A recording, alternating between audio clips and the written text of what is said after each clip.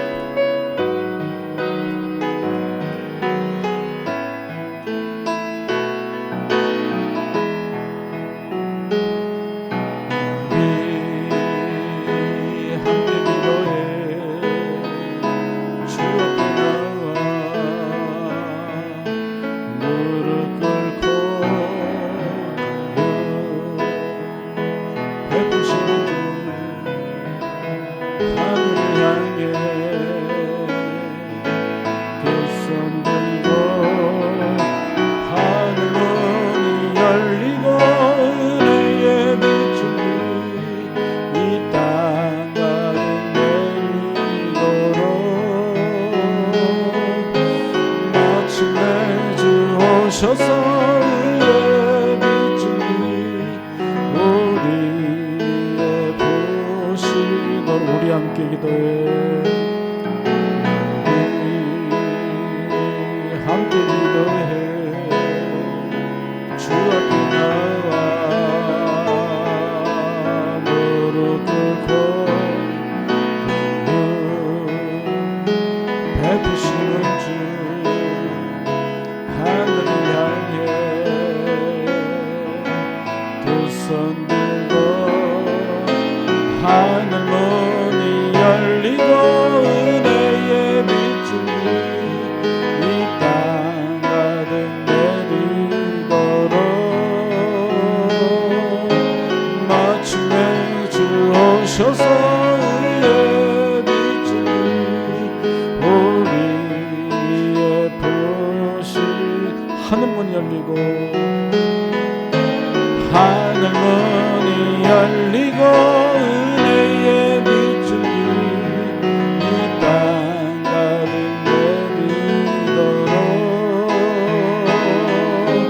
마침내 주 오셔서 의의 빗줄이 우리 위에 부시도록. 여러분 혹시 옛날 영화 밀양이라고 혹시 보셨나요? 그 밀양이라고 있습니다.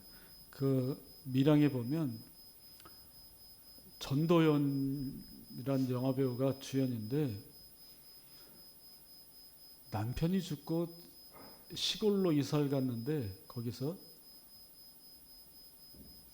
아이가 유괴당해서 죽어요. 그런데 그 아이가 교회 잘 다니는 집사님이었을걸요 아마. 근데 그 가운데서도 그 사람 용서하려고 용서해야 된다니까 교회 다니 용서해야 된다니까 용서하러 갔는데 그 자기 아들을 유괴하고 죽인 그 사람이 감옥에서 나는 하나님 앞에 용서받았다고 너무 평안한 얼굴을 하고 있는 거예요. 아니 내가 용서하지 않았는데 하나님이 용서했다고. 하고 이제 막 하나님을 떠나서 막 살다가 지나서 끝에 이제 다시 깨닫고 마지막 장면에 머리를 깎았나 머리카락이 막 떨어지는데 갑자기 이제 비스듬히 어떤 틈으로 빛이 샥 내려와요. 근데 그 도시가 경상도 밀양이에요. 비밀한 햇빛. 그래서 밀양이라는 도시를 택한 거예요. 제목도 밀양이고 햇빛이 쫙 비치고 그 하나님의 손길로 인정을 하는데 우리가 아까 찬양할 때 하늘 문이 열리고 은혜의 빗줄기 했잖아요. 근데 영화에서도 그걸 나타내고 있고요. 그리고 저와 여러분들이 살아가는데 하나님의 밀양 은혜롭게 쫙 비치는 하늘 문이 열리고 여러분들에게 나야 나 하나님 너 하나님이야 하는 그러한 하나님의 역사하심이 여러분들의 삶 가운데에서 따뜻하게 많이 나타나게 되기를 간절히 축원합니다. 우리 피아노 반주에 맞춰서 우리 묵상 기도함으로써 오예배 드리겠습니다.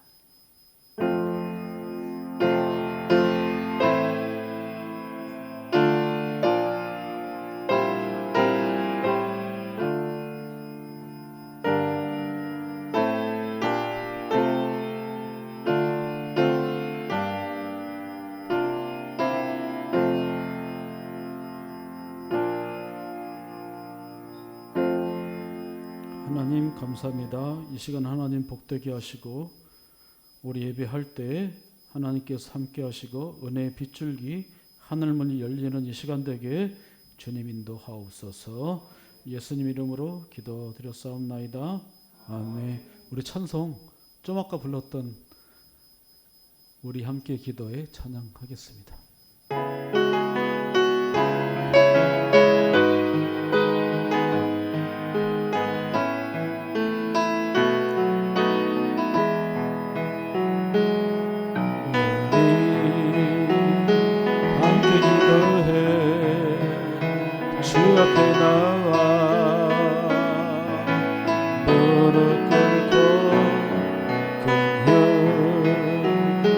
베푸시는 주 하늘을 향해 두 손 들고 하늘 문이 열리고 은혜의 빛이 이 땅에 내리도록 마침내 주 오셔서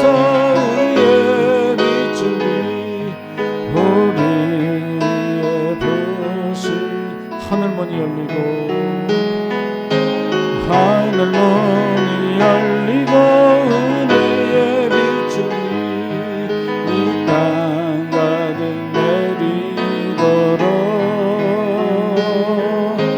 마침내 주 오셔서 은혜의 빛줄이 우리 위에 부시도록. 우리 이미선 집사님 하나님께 기도드리겠습니다.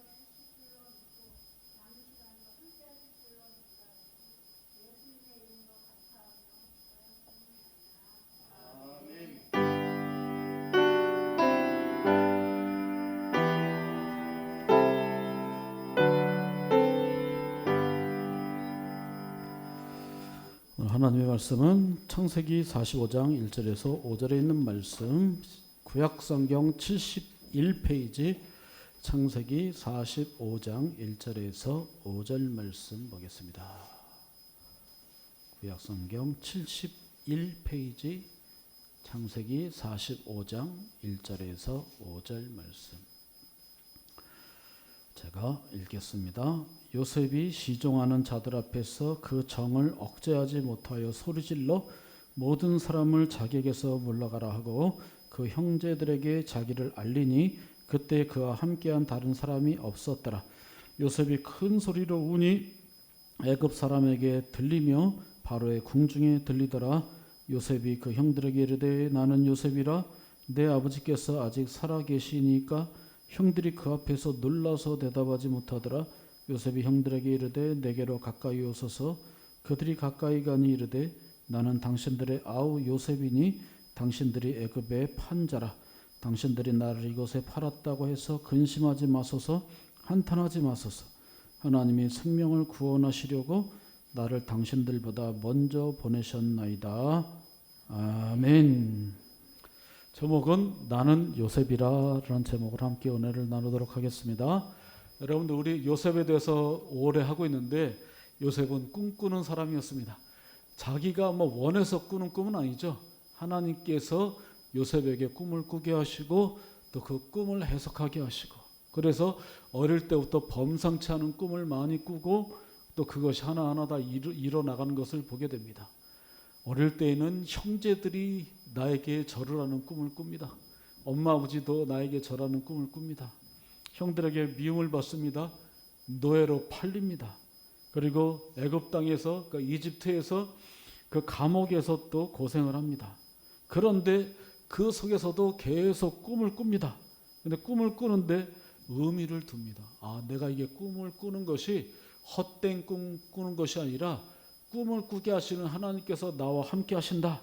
그래서 나는 꿈꾸는 사람이다. 그냥 헛꿈이 아니라 개꿈이 아니라 하나님께서 함께하는 꿈을 꾸는 사람이다. 그래서 하나님께서 나를 꿈꾸게 하시니 내가 감옥에서도 좌절하지 않고 어떤 시련과 환난 속에서도 나는 좌절할 수가 없다. 중간에 포기할 수도 없고 죽을 수도 없다. 이 꿈은 하나님께서 꾸게 하시기 때문에 하나님께서는 결국에 나를 이 꾼 꿈으로 인도하실 것이다. 나는 그래서 중간에 자살할 수도 없고 포기할 수도 없다. 이게 유대인들의 굉장히 큰 정체성입니다. 그래서 빅터 프랭클이라는 사람이 죽음의 수용소에서라는 책이 있는데, 이것도 가능하시면 보면 굉장히 좋습니다. 처음에 한 중간은 그냥 읽을만 해요. 자기 있었던 일이기 때문에. 그 사람이 누구냐면 정신과 의사인데 유대인이에요. 2차 대전 때 그 나치 히틀러 때문에 유대인이라 포로 수용소 간 거예요. 포로 수용소 갔는데 먹지 못하고 추운데 일하고 삐쩍 마르고, 여러분들 영화 보고 그러면 완전히 뼈만 남은 해골 같은 사람들이 있잖아요. 사람들이 그렇게 되는 거예요. 또 그렇게 되다가 어떤 사람은 또 이름 없이 실려가서 안 오고, 그럼 가스실에 가서 죽은 거예요. 그 수용소에서 일도 힘들고 하는데 사람들이 막 죽어나가는 거예요. 그때 이 빅터 프랭클이라는 이 유대인 의사가, 하나님 앞에 신실한 의사가 기도하면서 생각하는 거예요. 그러면서 어떤 사람은 똑같이 일하는데 어떤 사람은 죽는데 더 힘들게 일해도 사는 사람이 있는 거예요. 그 사람들하고 이야기하고 대화해보면 공통점이 있는 거예요. 뭐냐면 아무리 힘든 날이지만 이 힘든 날, 또 내일이 싫지만 내일 일어나서 살 수 있는 거 견딜 수 있고 하는 그 삶의 의미를 두는 거예요. 그런 사람은 살고 그렇지 않은 사람은 죽는 거를 보는 거예요. 그래서 이 사람이 먼저 죽어야 되는데 이 사람은 견디고, 이 사람은 그렇게 심하지 않는데도 죽는 사람이 있고 하는 거예요. 그때 이 사람이 딱 느낀 거예요. 삶의 의미, 특히 하나님께서 함께 하시고 지금 이 시련을, 어쨌든 이 시련이 끝이 나고 하나님의 때가 있다는 것을 알고 거기에 의미를 두고 살아가는 사람은 오늘 아무리 힘들어도 또 내일이 힘든 날이 있어도 견디면서 사는 거예요. 그것을 영어로 로고 테라피라 그래요. 테라피라는 것은 치료법이고, 그리고 로고는 로고스 한 거예요. 로고스, 가장 의미 있고. 근데 그것을 또 예수님으로도 사용을 했잖아요. 가장 의미 있고 원리고 그러한 것에 의미를 두는 거예요. 그래서 하나님 안에서 지금의 힘듦도 이것도 하나님께서 함께 하시는 거야 하는 의미를 두고 살아가는 사람은 그 죽음의 수용소에서도 살아남는다. 그렇지 않은 사람은 그냥 죽어나가더라. 그리고 이 사람이 그 전쟁 후에 포로 수용소에서 나와서 이 글을 쓰고 정신과 의사로서 힘들고 어렵고 마음이 연약한 사람들에게 그런 의미를 두고, 내일의 의미를 두고 지금의 그 마음의 아픔 이런 것을 이겨나가고 살아갈 수 있는 힘을 주는 사람이 되었어요. 어디서 이런 게 나왔을까요? 조상들에게서 보는 거예요. 그 사람이 요셉 그러지 않았지만 얘가 요셉에게서도 그것을 보는 거예요. 요셉은 나는 어릴 때부터 꿈을 꿨다. 하나님의 꿈이다. 하나님께서 꿈을 꾸게 하신다. 그러니 이 꿈을 꾸게 하시는 의미가 분명히 있을 것이고 이 형들도 나에게 절하고 했던 그 꿈이 분명히 이루어질 거다. 더 내가 형들에게 군림하는 것이 아니라 꿈이 이루어질 거다.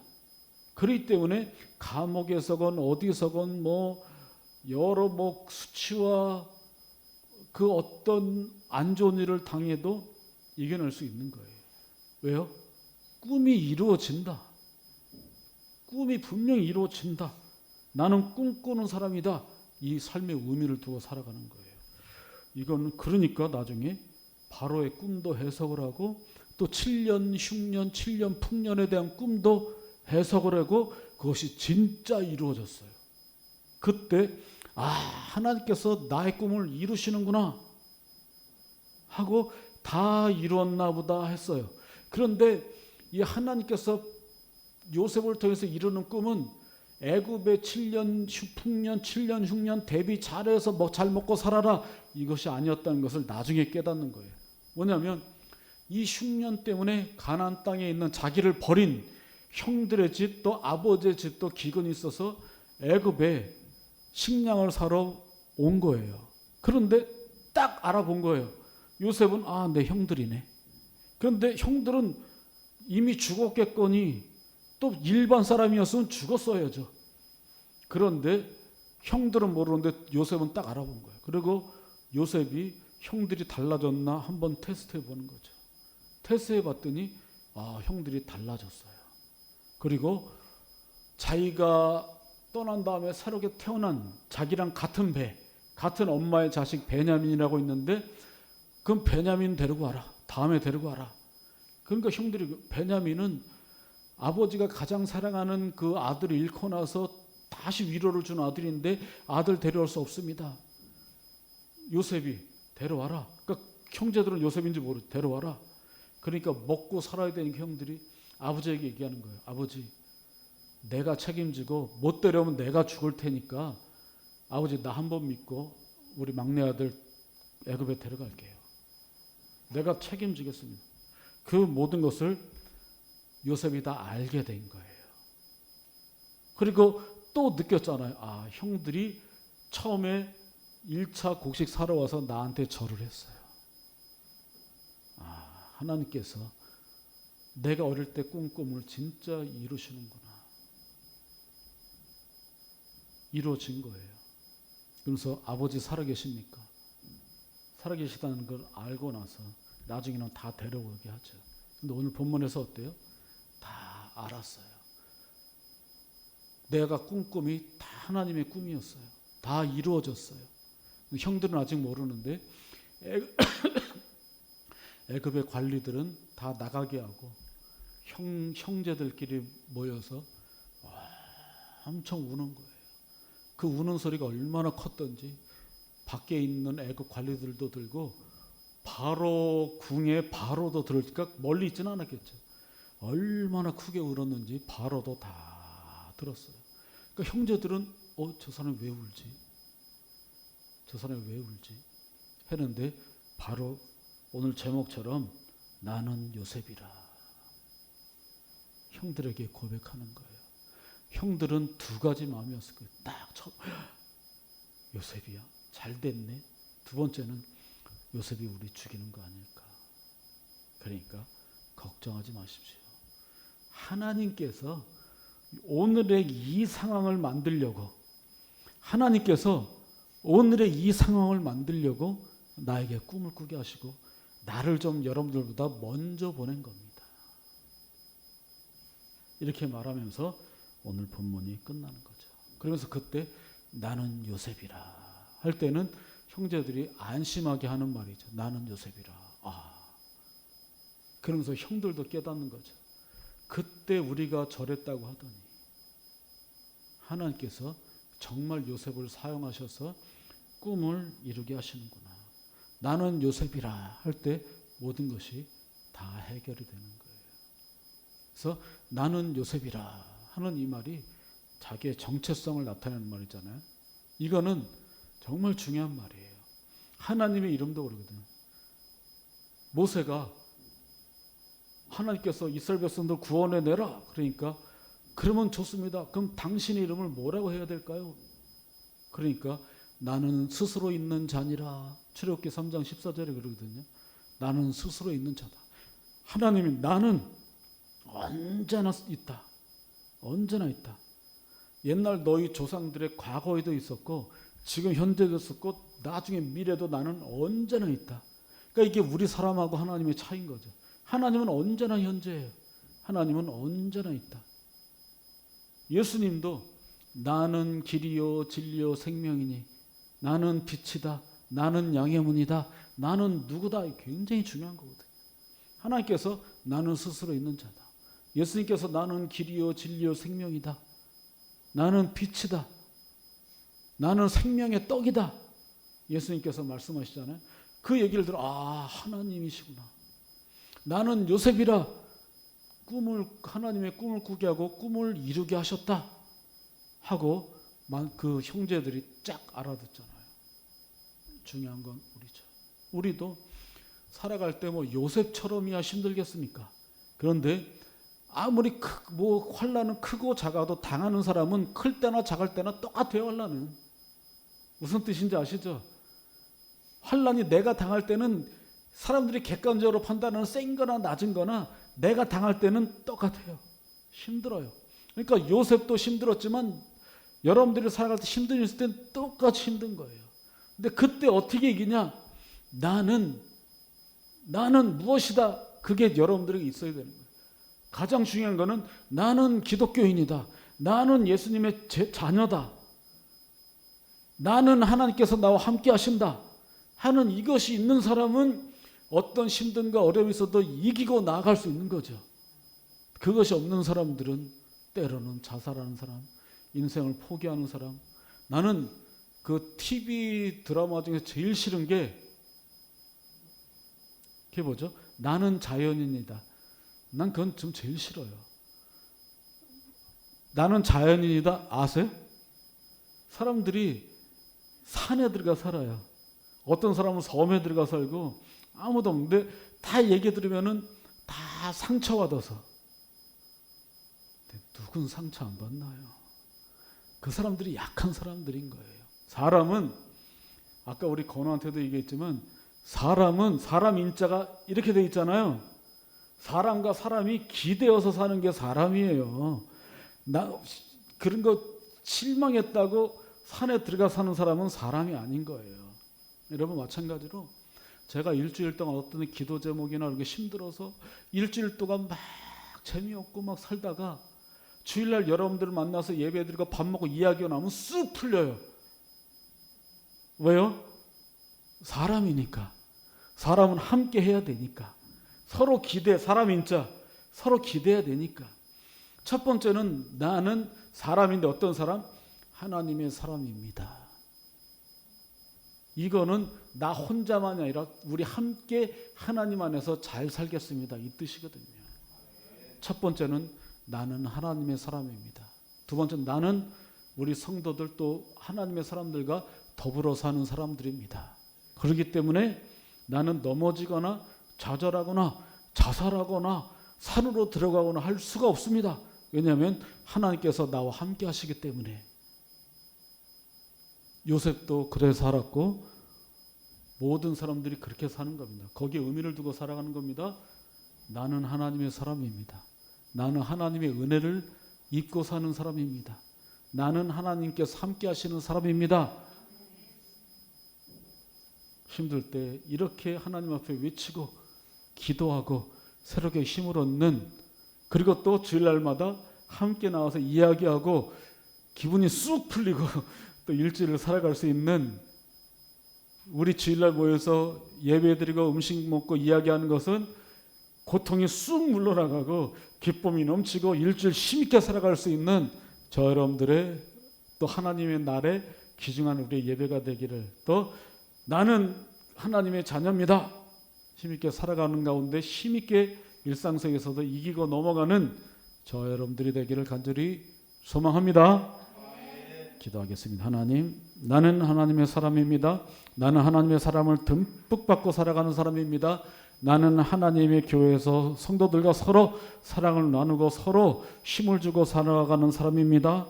주님 앞에 고백합니다. 이럴 때 요셉처럼 어떤 환난도 장애물도 이기고 승리하고 넘어지지 않고 나아가는 우리 모두가 되게 주여 인도하옵소서. 예수님 이름으로 기도드렸사옵나이다. 아멘. 우리 주 예수 그리스도의 은혜와 하나님의 사랑과 성령의 교통하심이 이곳에 있는 주의 성도들 머리 위에 또 우리 온 성도들 머리 위에 지금부터 영원토록 함께 있을지어다. 아멘.